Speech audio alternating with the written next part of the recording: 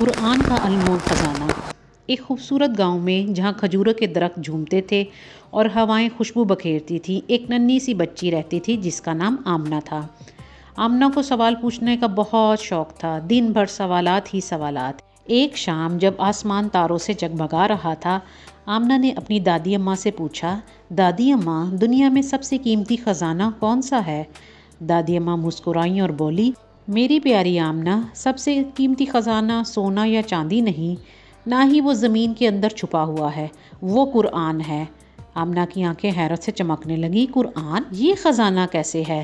دادی اماں آہستہ سے قریب آئیں اور سرگوشی میں بولی، اس میں 114 چمکتے ہوئے جوہرات چھپے ہوئے ہیں۔ 114 جوہرات؟ آمنہ نے حیرانی سے دہرایا۔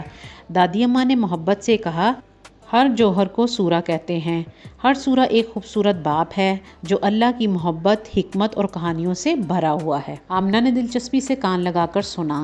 دادی اماں نے مزید بتایا، قرآن کو 30 حصوں میں تقسیم کیا گیا ہے جنہیں پارے کہتے ہیں، تاکہ روزانہ تھوڑا تھوڑا پڑھا جا سکے۔ اور جانتی ہو، دادی اماں نے مسکراتے ہوئے کہا، قرآن کی سب سے بڑی سورت سورۃ البقرہ ہے اور سب سے چھوٹی سورت سورۃ کوثر ہے۔ واہ، یہ تو کمال کی بات ہے، آمنہ خوش ہو کر بولی۔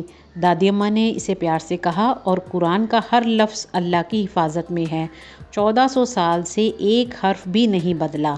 آمنہ نے گہری سوچ میں ڈوب کر پوچھا، تو قرآن ہمیں جینے کا طریقہ سکھاتا ہے نا؟ دادی اماں نے شفقت سے کہا، بالکل، قرآن ہمیں سچ بولنا، مہربان ہونا، صبر کرنا اور اللہ کا شکر ادا کرنا سکھاتا ہے۔ آمنہ نے مسکراتے ہوئے کہا، میں آج سے تھوڑا تھوڑا قرآن پاک پڑھنا شروع کروں گی۔ دادی اماں کا دل خوشی سے بھر گیا۔ انہوں نے کہا، بیٹی، قرآن کو دل میں بساؤ، وہی اصلی خزانہ ہے۔ آمنہ نے آسمان کی طرف دیکھا اور محسوس کیا کہ اس نے واقعی سب سے قیمتی خزانہ پا لیا۔ کہانی کا سبق: قرآن ایک انمول خزانہ ہے جس میں 114 روشن صورتیں ہیں۔ یہ ہمیں سچائی، محبت اور شکر گزاری سے جینا سکھاتا ہے۔ روز تھوڑا تھوڑا پڑھنا ہمیں اللہ کی روشنی کے قریب لے جاتا ہے۔ اگر آپ کو آج کی کہانی اچھی لگے، چینل کو لائک، سبسکرائب اور شیئر کیجیے تاکہ اسی طرح اچھی کہانیاں آپ کو مل سکیں۔ آپ سب کے دیکھنے کا بہت شکریہ۔